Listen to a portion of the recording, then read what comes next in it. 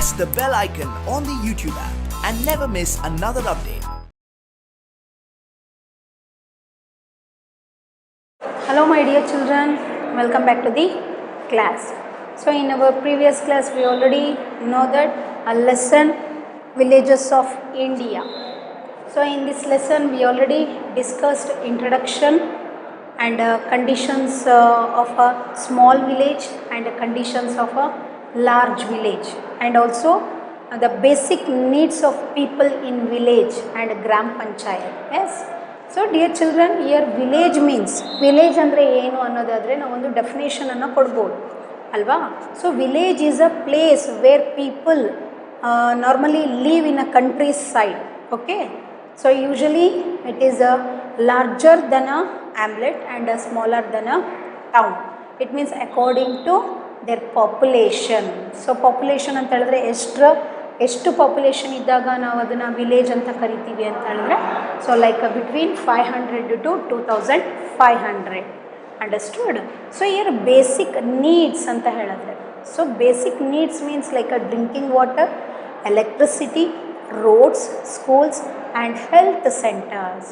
What we call these basic needs Civic amenities ಅಂತೇಳಿ ನಾವು ಕರಿತೀವಿ, ಅಂದರೆ ನಾಗರಿಕ ಸೌಲಭ್ಯಗಳು.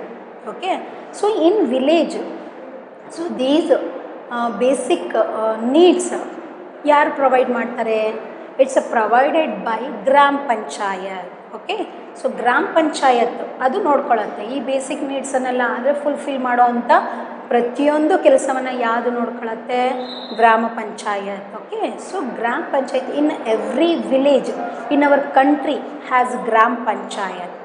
Okay, so dear children, here gram panchayat ಅಂದರೆ ನಾವು ವಿಲೇಜ್ ಲೆವೆಲಲ್ಲಿ ನೋಡೋವಂಥ ಒಂದು ಗವರ್ನಮೆಂಟ್ ಸಿಸ್ಟಮನ್ನು ನಾವಿಲ್ಲಿ ಗ್ರಾಮ ಪಂಚಾಯತ್ ಅಂತೇಳಿ ಕರಿತೀವಿ.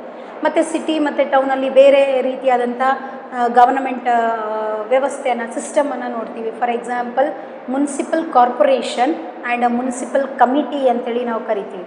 But year in a village, so ನಾವು ವಿಲೇಜನ್ನು ಕನ್ಸಿಡರ್ ಮಾಡೋದಾದರೆ every village in our country has a gram panchayat. Okay, so gram panchayat means here development of village.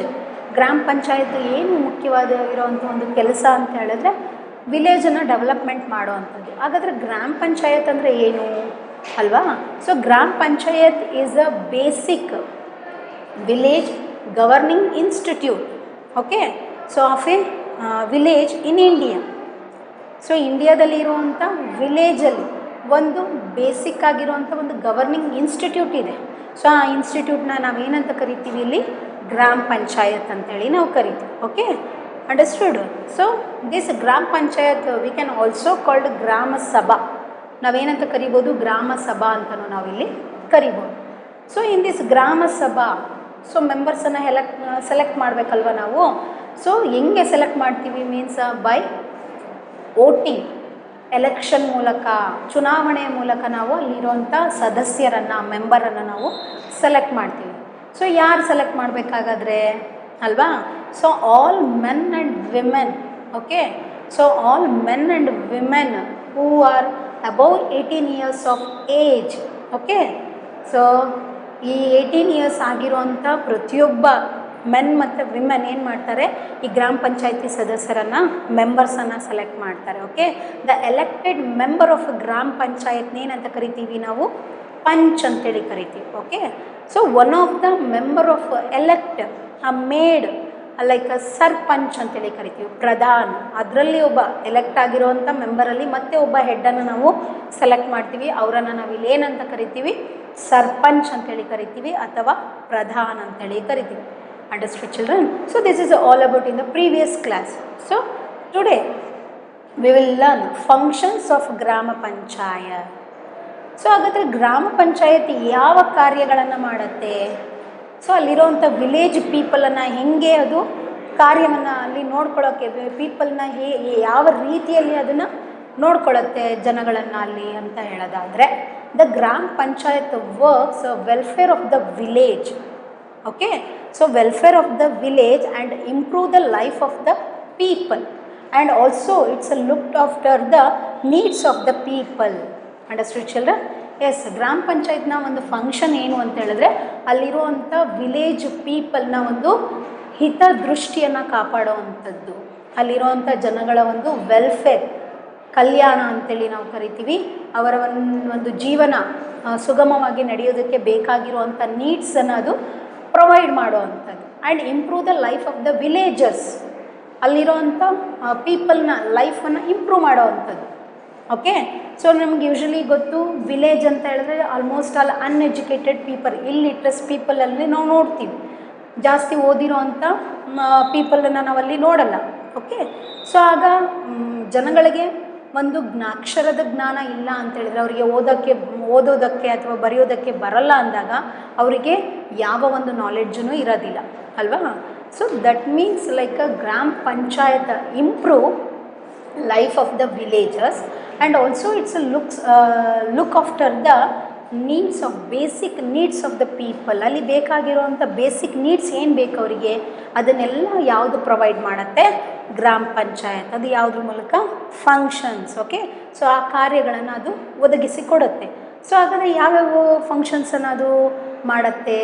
First function ಯಾವುದು ಅಂದರೆ ಕ್ಲೀನ್ಲಿನೆಸ್, ಸ್ವಚ್ಛತೆಯನ್ನು ಕಾಪಾಡುವಂಥದ್ದು. The first function. So dear children, in your textbook page number 78, okay, functions of the Gram Panchayat.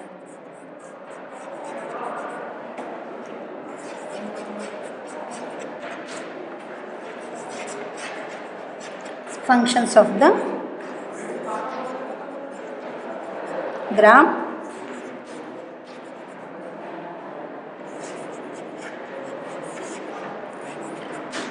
Panchayat. First function. So it means that the Gram Panchayat looks after the cleanliness of the village.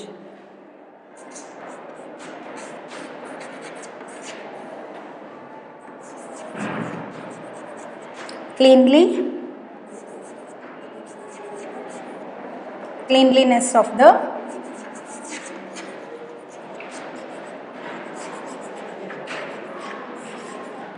village. So here dear children, cleanliness means ಸ್ವಚ್ಛತೆಯನ್ನು ಕಾಪಾಡುವಂಥದ್ದು. Okay, so cleanliness of the village. So ಹಳ್ಳಿಗಳಲ್ಲಿ main ಆಗಿ ನಾವು ಯಾವ ಒಂದು ಕ್ಲೀನ್ಲಿನೆಸ್ಸನ್ನು ನೋಡ್ತೀವಿ ಅಂತ ಹೇಳಿದ್ರೆ, first we have to provide. So like ಏನು ಸ್ವಚ್ಛ ಭಾರತ್ ಅಭಿಯಾನದ ಮೂಲಕ ನಾವು ಏನು ಮಾಡಿದ್ವಿ, ಲೈಕ್ ಶೌಚಾಲಯಗಳನ್ನು ನಾವು ನಿರ್ಮಾಣವನ್ನು ಮಾಡಿಕೊಟ್ವಿ. ಸೊ ಈ ಥರ ಬೇಸಿಕ್ ನೀಡ್ಸ್ ಇರುವಂಥ ಕೆಲವೊಂದು ಅನುಕೂಲಗಳನ್ನು ಈ ಗ್ರಾಮ ಪಂಚಾಯತ್ ನೋಡ್ಕೊಳ್ಳೋದು. ನಾಟ್ ಓನ್ಲಿ ಲೈಕ್ ಟಾಯ್ಲೆಟ್ಸ್, ಅಂದರೆ ನಾವಿಲ್ಲೇನು ಶೌಚಾಲಯಗಳನ್ನು ನಿರ್ಮಾಣ ಮಾಡೋದ್ರ ಮೂಲಕ ನಾವೇನು ಮಾಡ್ತೀವಿ, ಇಲ್ಲಿ ಕ್ಲೀನ್ಲಿನೆಸ್ಸನ್ನು ಮಾಡಿಕೊಡುತ್ತೆ ಅಂತ ಹೇಳಿದ್ವಿ, ಕ್ಲೀನ್ಲಿನೆಸ್ ಕಾಣುತ್ತೆ ಅಂತ ಹೇಳಿದ್ವಿ. ಬಟ್ ನಾಟ್ ಓನ್ಲಿ ಅದೊಂದರಿಂದನೇ ಅದು ಫಂಕ್ಷನ್ಸ್, ಆ ಒಂದು ಫಂಕ್ಷನಿಂದ ಮಾತ್ರ ಅಲ್ಲ. ಸೊ ಅಲ್ಲಿರುವಂಥ ಹಳ್ಳಿಯ ವಾತಾವರಣದಲ್ಲಿರುವಂಥ ಕೆಲವೊಂದು ವೇಸ್ಟ್ ಮೆಟೀರಿಯಲ್ಗಳನ್ನು ಏನು ಮಾಡುತ್ತೆ, ಸೊ ಅದು ಊರಿಂದ ಆಚೆಗೆ ಇರುವಂಥ ಜಾಗಗಳಲ್ಲಿ ಅದು ವೇಸ್ಟ್ ಮೆಟೀರಿಯಲನ್ನು ಸ್ಟಾಕ್ ಮಾಡುತ್ತೆ. ಮತ್ತು ಅದೇ ರೀತಿ ಅಲ್ಲಿರುವಂಥ ಕೆರೆಗಳಾಗಿರ್ಬೋದು ಅಥವಾ ಹೊಲ ಗದ್ದೆಗಳ ಸುತ್ತ ಇರುವಂಥ ಕಶ್ಮಲಗಳನ್ನು ಅದು ಏನು ಮಾಡುತ್ತೆ, ಕ್ಲೀನನ್ನು ಮಾಡುತ್ತೆ. ಸೊ ಅಲ್ಲಿರುವಂಥ ಹಳ್ಳಿಗಳಲ್ಲಿ ಇರುವಂಥ source of water like a pond, so ಕೆರೆ, ಅದನ್ನು ಸ್ವಚ್ಛ ಮಾಡುವಂಥ ಕಾರ್ಯವನ್ನು. ಸೊ ಇದನ್ನೆಲ್ಲ ಯಾವ್ದು ನೋಡ್ಕೊಳುತ್ತೆ ಅಂತ ಹೇಳಿದ್ರೆ, this is a gram panchayat. Understood children? So first function, the cleanliness of the village, and the second one, the building roads and also the digging wells for the drinking water. Understood children? Second one,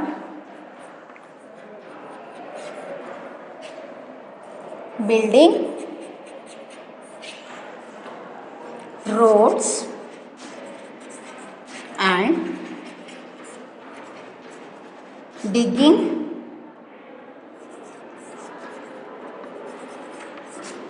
wells for drinking water.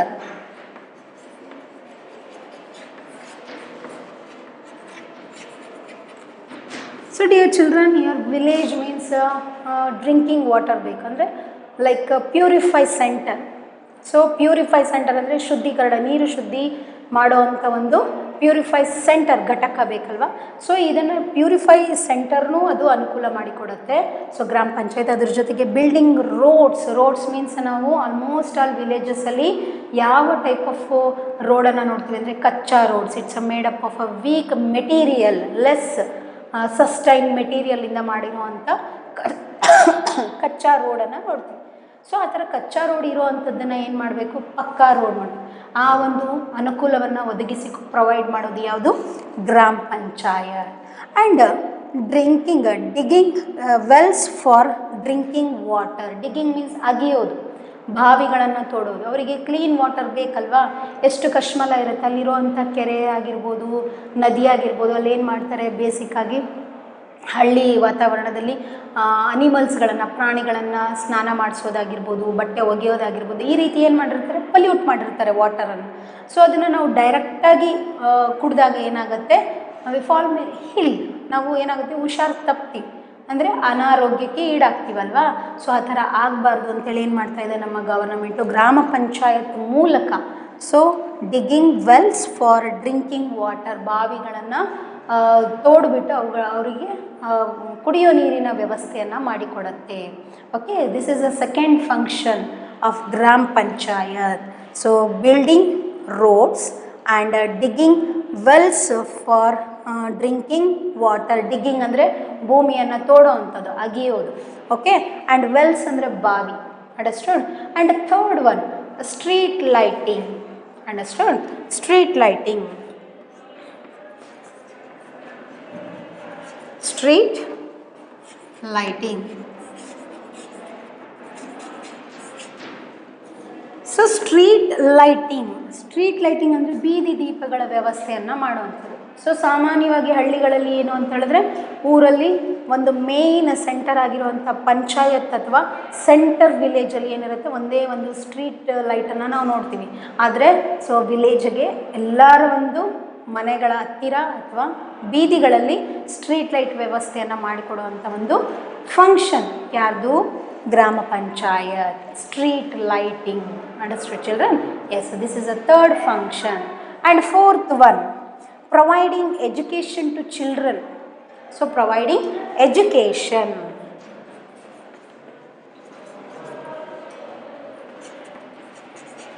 Providing education. So here education means ಶಿಕ್ಷಣ. So dear children, here ಹಳ್ಳಿಗಳಲ್ಲಿ ಏನಾಗುತ್ತೆ, so ಹಳ್ಳಿಗಳಲ್ಲಿ so it means like economic condition ಆಗಿರ್ಬೋದು, ಒಂದು ಫ್ಯಾಮಿಲಿಯ economic condition ಆಗಿರ್ಬೋದು. Economic condition ಅಂತ ಹೇಳಿದ್ರೆ ಹಣದ ಒಂದು ವ್ಯವಸ್ಥೆ, ಆ ಒಂದು ಕುಟುಂಬದಲ್ಲಿರುವಂಥ ಹಣದ ವ್ಯವಸ್ಥೆ ಆಗಿರ್ಬೋದು, ಅಥವಾ ಆ ಒಂದು ಬ್ಯಾಕ್ಗ್ರೌಂಡ್ ಆಗಿರ್ಬೋದು. ಬ್ಯಾಕ್ಗ್ರೌಂಡ್ ಅಂತ ಹೇಳಿದ್ರೆ ಅವರ ಮನೆಯಲ್ಲಿ ಯಾರೂ ಸಹ ಓದಲಿಕ್ಕೆ ಅಥವಾ ಬರೆಯೋದಕ್ಕೆ ಬರದೇ ಇರೋ ರೀತಿಯಲ್ಲಿ ಇರ್ಬೋದು. ಅದು ಬಿಟ್ಟರೆ ಟ್ರಾನ್ಸ್ಪೋರ್ಟೇಷನ್ ಫೆಸಿಲಿಟಿ ಇರ್ಬೋದು. ಸೊ ಈ ಎಲ್ಲದರಿಂದನೂ ಅವರು ವಂಚಿತರಾಗಿರ್ತಾರೆ ಅಲ್ವಾ. ಸೊ ಇಂಥ ಒಂದು ಸಮಯದಲ್ಲಿ ಏನು ಮಾಡ್ತಾರೆ, ಮಕ್ಕಳನ್ನು ಶಾಲೆಗೆ ಕಳಿಸೋದಕ್ಕೆ ಅವರು ರೆಡಿ ಇರಲ್ಲ. ಅಂಡರ್ಸ್ಟುಡ್. ಬಟ್ ನಮ್ಮ ಗವರ್ನಮೆಂಟ್, ಗ್ರಾಮ ಪಂಚಾಯತ್ ಆಗಿರ್ಬೋದು ಅಥವಾ ನಮ್ಮ ಗವರ್ನಮೆಂಟ್ ಏನು ಮಾಡಿದೆ, ಈ ಫೆಸಿಲಿಟೀಸ್ಗಳನ್ನು ಅವರಿಗೆ ಕೊಟ್ಟು, so right to education, RTE. Okay, right to education.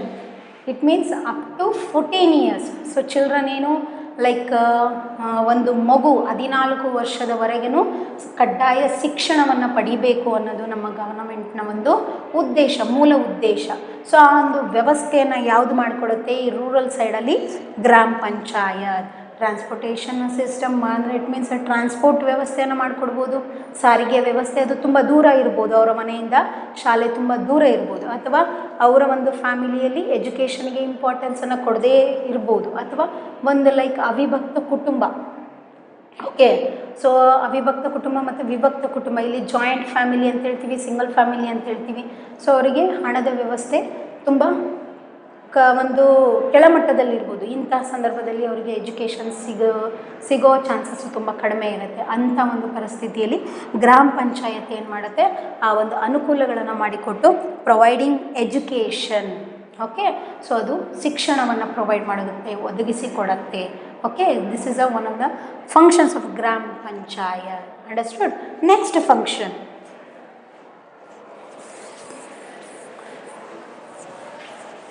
Settling disputes ಅಂತ ಹೇಳಿದ್ರೆ ವಿವಾದಗಳು. Settling disputes.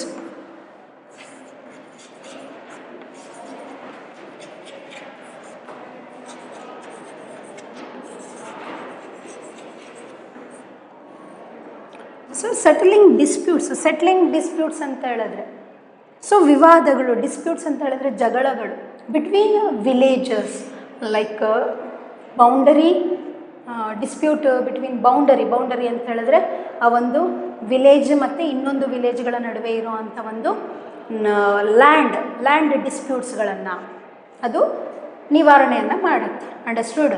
ಅದಷ್ಟೇ ಅಲ್ಲ, ಅಲ್ಲಿರುವಂಥ ಒಂದು ಸೋಷಿಯಲ್ ಈಕ್ವಲಿಟಿಯನ್ನು ತರೋದಕ್ಕೆ ಅದು ಪ್ರಯತ್ನ ಪಡುತ್ತೆ. ಕ್ಯಾಸ್ಟಿಸಮ್ ಇರುತ್ತೆ, ಅಥವಾ ಅಲ್ಲಿರುವಂಥ ಪೀಪಲ್ಗಳಿಗೆ ನಾಲೆಡ್ಜ್ ಇಲ್ಲದೆ ಇರೋದ್ರಿಂದ ಏನು ಮಾಡ್ತಾರೆ, ಕೆಲವೊಂದು ವಿವಾದಗಳು ನಡೀತಾ ಇರುತ್ತೆ, ಅಂದರೆ ಲ್ಯಾಂಡ್ ಡಿಸ್ಪ್ಯೂಟ್ಸ್ಗಳು ನಡೀತಾ ಇರುತ್ತೆ. ಭೂಮಿಗೋಸ್ಕರ ಅವರು ಜಗಳಗಳನ್ನು ಮಾಡ್ಕೊತಿರ್ತಾರೆ. ಸೊ ಅಂಥ ಸಂದರ್ಭಗಳಲ್ಲಿ ತಹಶೀಲ್ದಾರ್ ಅಂತೇಳಿ ನಾವು ಕರಿತೀವಿ.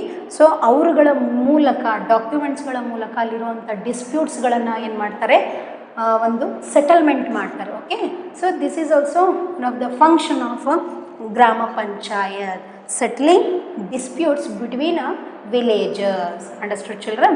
Yes. And the next one, setting up of health centers. Health centers.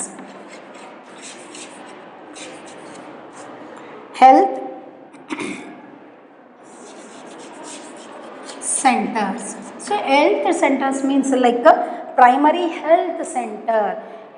PHC ಅಂತೇಳಿ ನಾವು ಕರಿತೀವಿ, ಪ್ರೈಮರಿ ಹೆಲ್ತ್ ಸೆಂಟರ್ಸ್. ಸೊ ವಿಲೇಜಸ್ಸಲ್ಲಿ, ಸಾಮಾನ್ಯವಾಗಿ ವಿಲೇಜಸ್ಸಲ್ಲಿ ಏನು ಯಾವ ಒಂದು ಅನುಕೂಲನೂ ಇರೋದಿಲ್ಲ. ಸೊ ಫೆಸಿಲಿಟೀಸ್ ತುಂಬ ಕಡಿಮೆ ಇರುತ್ತೆ.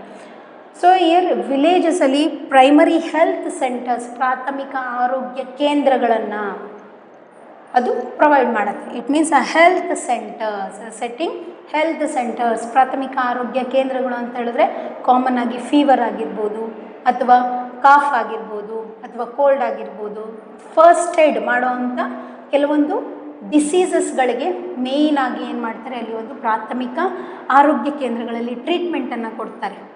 ಸೊ ಈ ರೀತಿ ಇರುವಂಥ ಕೆಲವೊಂದು ಹೆಲ್ತ್ ಸೆಂಟರ್ಸು ಕೆಲವೊಂದು ಹಳ್ಳಿಗಳಲ್ಲಿ ಇರೋದಿಲ್ಲ.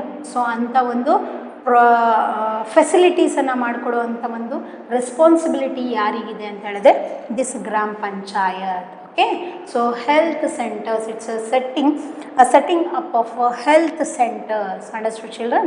Yes. And another one is like helping farmers grow better crops. So farmers grow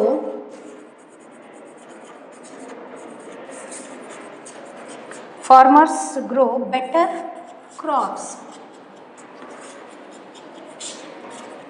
So here farmers means ರೈತ, ಗ್ರೋ ಮೀನ್ಸ್ ಬೆಳೆಯುವಂಥದ್ದು, ಆ್ಯಂಡ್ ಬೆಟರ್ ಕ್ರಾಪ್ಸ್, ಉತ್ತಮವಾಗಿರುವಂಥ ಬೆಳೆಗಳನ್ನು ಅವನು ಬೆಳಿಬೇಕು. ಸೊ ಈ ರೀತಿ ಉತ್ತಮವಾಗಿರುವಂಥ ಬೆಳೆಯನ್ನು ಬೆಳಿಬೇಕು ಅಂದರೆ ಅವನಿಗೆ ಏನಿರಬೇಕು, ಅಕ್ಷರದ ಜ್ಞಾನ ಇರಬೇಕಲ್ವಾ. ಸೊ ಅಕ್ಷರದ ಜ್ಞಾನ ಇಟ್ ಮೀನ್ಸ್ ಓದೋದಕ್ಕೆ ಬರೆಯೋದಕ್ಕೆ ಅವನಿಗೆ ಬರಬೇಕು. ಅಥವಾ ಬರದೇ ಇದ್ದರೆ ಏನು ಮಾಡ್ತಾರೆ, ಸೊ ಲೈಕ್ ಗ್ರಾಮ ಪಂಚಾಯತ್ ಏನು ಮಾಡುತ್ತೆ, ಅವರಿಗೆ ಕೆಲವೊಂದು ಫಾರ್ಮರ್ಸಿಗೆ ಬೇಕಾಗಿರುವಂಥ ಕೆಲವೊಂದು ಶಿಕ್ಷಣವನ್ನು ಕೊಡುತ್ತೆ. ಸೊ ಫಾರ್ಮರ್ಸಿಗೆ ಮೇಯ್ನಾಗಿ ಏನು ಬೇಕು, ಅವನು ಯಾವ ಬೆಳೆಯನ್ನು ಯಾವ ಕಾಲದಲ್ಲಿ ಬೆಳಿಬೇಕು, ಅಥವಾ ಅಲ್ಲಿರುವಂಥ ಭೂಮಿಯ ಮಣ್ಣಿನ ಫಲವತ್ತತೆ ಆಧಾರದ ಮೇಲೆ ಆ ಒಂದು ಬೆಳೆಯನ್ನು ಬೆಳಿಬೇಕು ಅನ್ನೋದು, ಎಷ್ಟು ಕ್ವಾಂಟಿಟಿ ಆಫ್ ಫರ್ಟಿಲೈಸರ್ಗಳನ್ನು ಹಾಕಬೇಕು, ಕೆಮಿಕಲ್ ಲೈಕ್ ರಾಸಾಯನಿಕ ಗೊಬ್ಬರಗಳನ್ನು, ಫರ್ಟಿಲೈಸರ್ ಅಂತ ಹೇಳಿದ್ರೆ ರಾಸಾಯನಿಕ ಗೊಬ್ಬರಗಳನ್ನು ಎಷ್ಟು ಪ್ರಮಾಣದಲ್ಲಿ ಆ ಬೆಳೆಗೆ ಹಾಕಬೇಕು, ಆ ಒಂದು ಭೂಮಿ ಯಾವ ಬೆಳೆಗೆ ಅದು ಸೂಕ್ತ ಅನ್ನೋ ಒಂದು ಕೆಲವೊಂದು ಮಾಹಿತಿಗಳನ್ನು ರೈತರಿಗೆ ಬೆಳೆಯನ್ನು ಬೆಳೆಯೋದಕ್ಕೆ ಕೆಲವೊಂದು ಮಾಹಿತಿಗಳನ್ನು ಅದು ಏನು ಮಾಡುತ್ತೆ, ಫಾರ್ಮರ್ಸಿಗೆ ಕೊಡುತ್ತೆ ಗ್ರಾಮ panchayat. Okay, so better crops main ಉದ್ದೇಶ ಏನು, ಉತ್ತಮವಾಗಿರುವಂಥ ಬೆಳೆಯನ್ನು ಅವನ ಶ್ರಮಕ್ಕೆ ತಕ್ಕ ಒಂದು ಪ್ರತಿಫಲ ಸಿಗಬೇಕಲ್ವಾ. ಸೊ ಅದರಿಂದ ಏನು ಮಾಡ್ತಾರೆ, ಬೆಟರ್ ಕ್ರಾಪ್ಸ್ ಅಂದರೆ ಉತ್ತಮವಾಗಿರುವಂಥ ಬೆಳೆಯನ್ನು ಬೆಳೆಯೋದಕ್ಕೆ ಸೊ ಗ್ರಾಮ ಪಂಚಾಯತ್ ಕೆಲವೊಂದು ಶಿಕ್ಷಣವನ್ನು ಅದು ಫಾರ್ಮರ್ಸ್ಗೆ, ರೈತರಿಗೆ ಅದು ಕೊಡುತ್ತೆ. ಸೊ ಈ ಎಲ್ಲ ಫಂಕ್ಷನ್ಸು ಯಾವುದು ಮಾಡೋದಾಗಾದರೆ ಗ್ರಾಮ panchayat. Understood? So it means it's a functioning like a gram panchayat looks after the cleanliness of the village and building roads and like digging wells, okay, and like a street lighting ಆಗಿರ್ಬೋದು, ಅದರ ಜೊತೆಗೆ providing education to children ಆಗಿರ್ಬೋದು, and settling disputes between the villages and setting health centers, and also the like helping a farmers to grow better crops, okay. So these are the main functions of the gram panchayat. So ಇದನ್ನು ಯಾವ ಒಂದು ಲೆವೆಲಲ್ಲಿ ನೋಡ್ತೀವಿ ಅಂತ ಹೇಳಿದ್ರೆ like rural side ಅಂದರೆ ಗ್ರಾಮೀಣ ಪ್ರದೇಶದಲ್ಲಿ ಈ ಒಂದು ವ್ಯವಸ್ಥೆ ಗ್ರಾಮ panchayat. So gram panchayat is a basic village governing institute. So ಹಾಗಾದರೆ ಇನ್ನು ಸಿಟೀಸಿಗೆ ಬಂದರೆ, ಸೊ ಏನು ಈ ಎಲ್ಲ ಗ್ರಾಮ ಪಂಚಾಯತ್ ಮಾಡುವಂಥ ಫಂಕ್ಷನ್ಸ್ಗಳನ್ನು ಸಿಟಿಯಲ್ಲಿ ಯಾವ ಒಂದು ಸಿಸ್ಟಮ್ ಮಾಡುತ್ತೆ ಅಂತ ಹೇಳಿದ್ರೆ municipal committee, okay. So municipal committee and municipal corporation. ಯಾಕೆ ಮುನ್ಸಿಪಲ್ ಕಮಿಟಿ ಅಂತೇಳಿ ಕರಿತೀವಿ?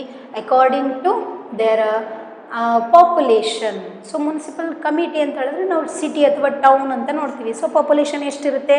ಇಟ್ ಮೋರ್ ದ್ಯಾನ್ 10 lakhs ಇರ್ಬೋದು, ಓಕೆ. ಸೊ ಅದರಿಂದ ಅಲ್ಲಿ ಏನಾಗುತ್ತೆ? Municipal committee, understood. And another one is a municipal corporation in a where it is means in a city or town, understood children. And also these bodies are also elected by people, so as well as like a gram panchayat. So gram panchayat members ಹೇಗೆ select ಮಾಡಿದ್ವಿ ನಾವು? So here by voting, understood. So all men and women those who are above 18 years of age, so like universal adult franchise ಅಂತೇಳಿ ನಾವು ಕರಿತೀವಿ, ಸಾರ್ವತ್ರಿಕ ಮತದಾನದ ಮೂಲಕ. So ಇಲ್ಲೂ ಸಹ ಇನ್ a city R a town, so all elected members are these bodies are also elected by the people.